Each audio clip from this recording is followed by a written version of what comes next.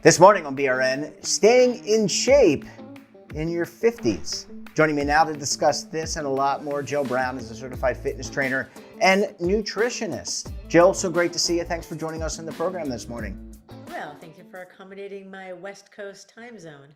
Absolutely. We appreciate you coming on. You've got a lot of great experience, and we're glad that you could share it with us this morning.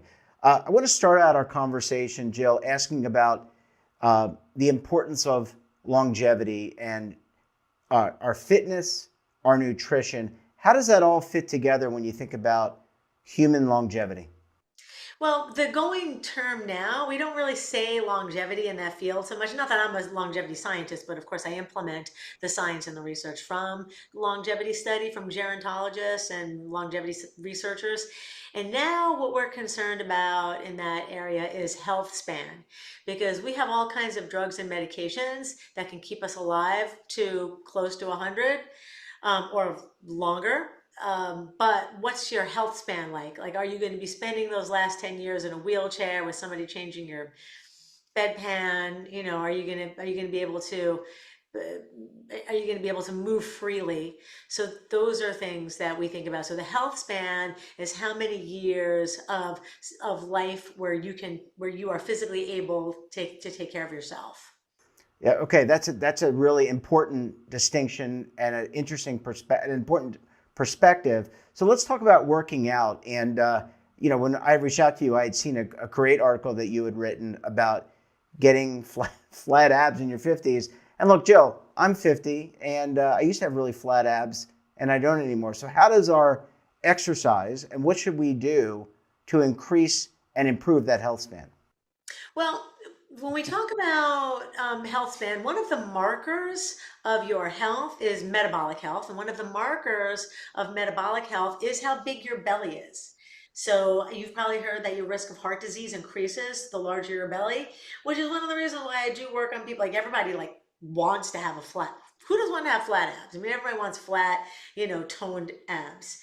But there's an actual health and longevity or health span benefit to having leaner abs, and that is something called visceral belly fat. If you've never heard of visceral belly fat, there's the fat that lies right under the skin, like the pinch and inch kind. That's called subcutaneous fat. That is not dangerous. It's just under the skin. It doesn't cause any metabolic disturbances. Now, when you start putting on belly fat and you see people, they have like the quote unquote beer belly or the beer gut, that fat under the skin can over time seep in below the muscle and around the organs. Also, there's spillover. So when you start running out of you have so many fat cells, your body can start making more, but where it's going to use fat cells that exist, and it's going to start putting the overflow into the region around the belly. Then some of it will also go into the liver. So you might have heard of non-alcoholic fatty liver disease or NASH. This is excess fat getting deposited in the liver, no good for metabolic health. That's going to start shortening your health span and your longevity, your lifespan. And then this visceral belly fat that's outside the organs. Well, fat is where we store toxins. And so when these fat cells are around the organs, it can leach something called toxic cytokines. You don't need no test, you're not being tested on that, but it leaches these toxic chemicals into the bloodstream and into the organs, thereby shortening your health span and causing a whole array of metabolic diseases.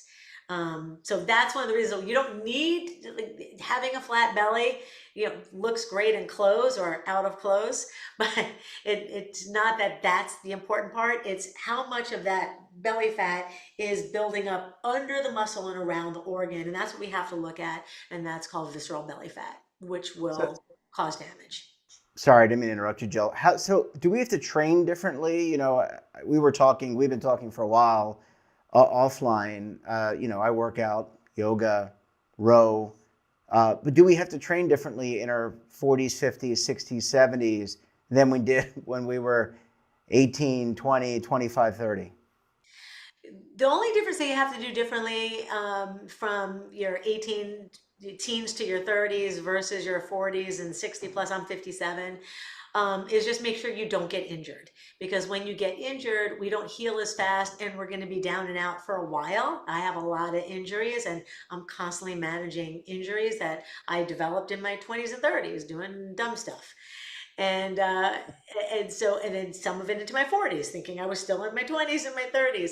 And so we wind up with injuries, and they hold you up and they will impede your fitness level later on, because the more pain that you're in, joint pain, back pain, all of this stuff is going to make you exercise less. And the less you exercise, well, exercise is the number one longevity drug that scientists have ever found. There's not one single drug that you can put all the money in the world. You can be Brian Johnson, you can be spending gazillions of dollars on drugs. Now you know Brian Johnson is, so you can spend all of Absolutely. this money on drugs and your treatments and supplements. But the one thing that is absolutely known to keep you alive the longest is being able to regularly exercise. If you hurt yourself in your 40s, 50s, and 60s, and you wind up having to exercise less or can't do your favorite exercise, which makes you want to work out less. Let's say you're a runner and now you have like some ankle problem, you've broken an ankle and now it hurts to run. Well, you have to find other things to do. You have to work around injuries, but sometimes it's just not as fun because that's the thing you love. So the number one thing is don't get injured, or make sure if you get injured, find other things that you can do. Always work around your injury. The other thing that you have to do differently, and the most important thing you have to do differently after 40, 50, and 60 is eat differently. So let's talk about that, because it's almost like that Apple commercial, think different, but we're saying eat differently. I don't know where I was going with that. It doesn't really matter. How do we need to? What kind of nutrition? What kind of sustenance do we need in order to invigorate the body, repair the body overnight? Well, we can't repair overnight. The best we can do is get a lot of sleep. So, number one, if you're exercising and eating right, you're still going to be putting your body at risk and at a deficit to your ultimate to optimal health if you're not getting enough sleep. That's where I struggle the most. Since I was a kid, I've just genetically never been a good sleeper ever. Me So, too. Me too. yeah, so that like so we've definitely shortened our lifespan because of that. Like people who don't like, so with I've tried to compensate with that with all of the exercise. Like maybe that will offset the years of sleep that I haven't gotten. We'll find out one day. That's true. That's true. We'll find out one day on my last day before I'm like, oh, Should have slept more. wish I Should had have slept slept more. more, Joe. I'm But already in, saying in that. but But in that's terms of nutrition, sorry. Yeah, well, sleep is key because your body's repairing cells while you're sleeping, including your brain, which hopefully you've done something on brain health, or maybe that'll be a future podcast for you. So we need more protein as we get older. Our bodies become something called anabolic resistance. That's just a fancy way of saying it's harder to build muscle and it's harder to heal. So it's harder to grow fresh muscle, and all the while, we're losing muscle as we age. Mm. So, for people who don't exercise, you're losing muscle way faster than you're building new muscle. For people who exercise, we're still losing muscle faster than we're able to rebuild it as we age. This really gets prominent at around 50, and then exponentially prominent in your 60s, and then muscle growth kind of falls off a cliff after 70. So we're just trying to hang on to what we've built over the years. um, so sleep is important in getting extra protein. So there's a formula for how much protein you need. Bare minimum if you don't work out is 1.2 grams per kilogram of body weight.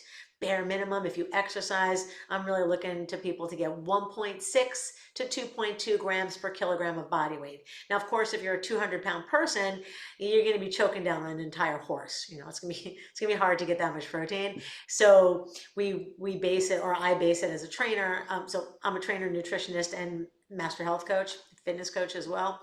So I base it on the person's lean mass, if I have access to that information, or their desired body weight. So if you're 200 but you want to weigh 175, I would base that formula on 175, just to make it simple.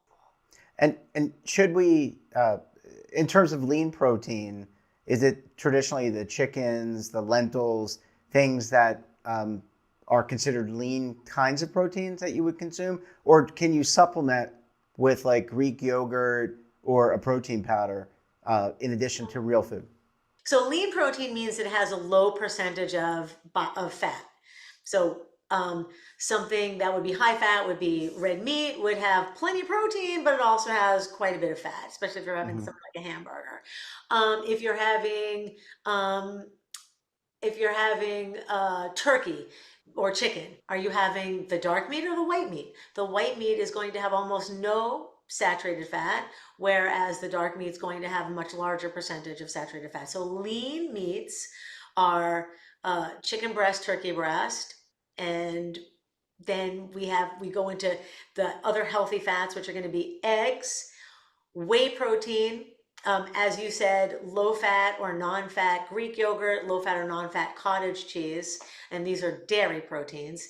And then you also have the options of beans like lentils, like you said, or soybeans have even higher amount of protein. Where it gets a little bit tricky for people who want to be more plant-based is that if we're looking at peanut butter, which is technically a bean, peanuts are a legume, like a soybean. Um, they are more fat than they are protein. So you're really getting a lot more fat. So a lot of the calories are coming from fat. There's gonna be this much fat, this much protein. If you're looking at legumes, then or lentils, then we're looking at mostly carbohydrate. They're this much carbohydrate and this much protein.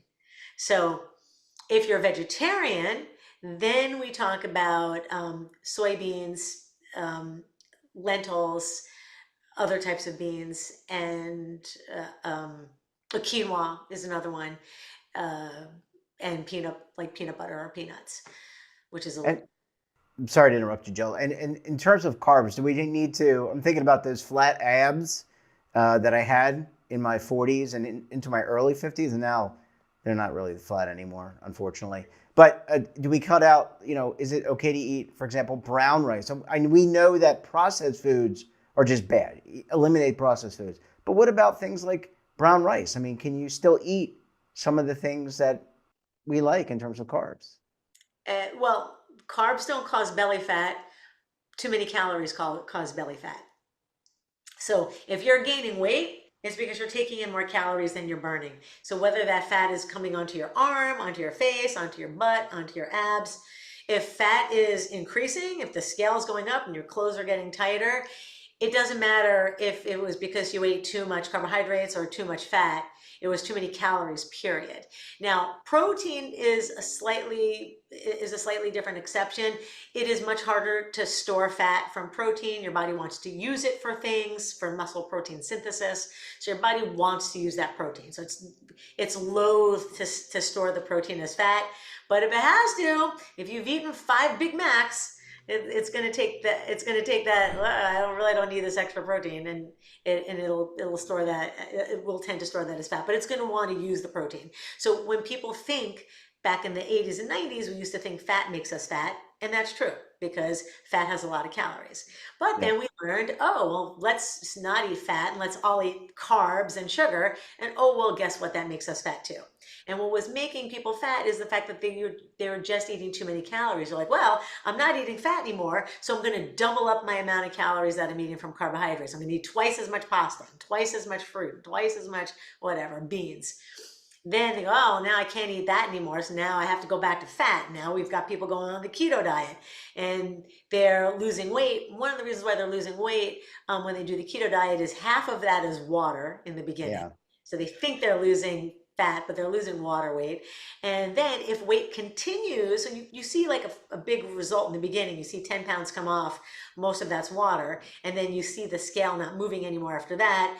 That's because you're still eating too many calories. It's really easy to overeat calories from fat because every gram of fat has more than twice the amount of calories as every gram of carbohydrate. So if I'm weighing on the scale, if this weighs the same of fat and carbohydrates on the scale, this would be how many calories are from fat, and this would be how many calories are from carbs. Um, Uh, yeah, go Go ahead. ahead. I'm sorry. Yeah, Finish your thought. so I was just explaining that it's the fact what was causing us to gain weight and gain fat is just the fact that we're just overeating. We're just like, wow, Yeah. I can eat all the carbs in the world, and then we overeat them. Oh, I'm just going to eat fat because I'm on the keto diet, and people still overeat them. That's why people lose a bunch of weight in the beginning, and then they stop because they saw the water weight loss, like, ooh, this is working, and then it stops because they haven't adjusted the calories. As we get older, our metabolisms are getting slower because we have less muscle. Like I said, we build muscle slower, we lose muscle faster, our metabolism slow down. So if you're trying to eat the way you did in your 30s, in your 40s, 50s, and 60s, you're going to be gaining weight. Well said. Jill, my last question to you is about mental health. How important is mental health to our health span, and how does diet and exercise relate to that? Well, I'm not an expert in mental health, or else I wouldn't. Well, I guess maybe will ask my therapist how much I know about mental health. Yeah. Um, so, uh, exercise and diet play a huge role in mental health. That's why they're studying certain nutritional supplements on cognitive health, cognitive health, like staving off cognitive decline, like staving off dementia. So they're looking at a lot of supplements in that area. But we know once again, because when people have poor mental health, they tend to have a poor quality of life. And when they have a poor quality of life, they're making bad food choices, bad relationship choices. They're not sleeping enough. So when you're depressed, you don't sleep well. When you have too much mental and emotional stress, you also don't sleep well, and that disrupts a whole bunch of hormones that cause you to overeat. You've all heard of stress eating or depression eating, and that causes us to gain more weight. So the people who exercise more tend to have better, not everyone, some people use exercise as their medication. That's my antidepressant. Exercise is my Zoloft. And but it does help with brain chemistry a lot. When you exercise, you feel better. You get more feel good hormones and neurotransmitters like dopamine and serotonin, and then it helps you eat healthier. So there's a whole cascade when you're in a poor state of mental health, where it affects fat storing hormones, it affects your sleep quality, it affects your ability to make good decisions for yourself, and then we wind up on a downward slant. When you make better food choices and you sleep better and you make healthier choices with your lifestyle as far as exercise and movement, it improves your mental health. Well said. It's all interrelated in some way. Got to take care of the mind, the body, and the spirit. Jill, we're going to have to leave it there. Thanks so much for joining us, and we look forward to having you back on the program again very soon. Thanks, Jeffrey. And don't forget to subscribe to our daily newsletter, The Morning Pulse, for all the news in one place. Details, of course, at our website. And we're back again tomorrow for another edition of BRN. Until then, I'm Jeff Snyder. Stay safe, keep on saving, and don't forget, roll with the changes.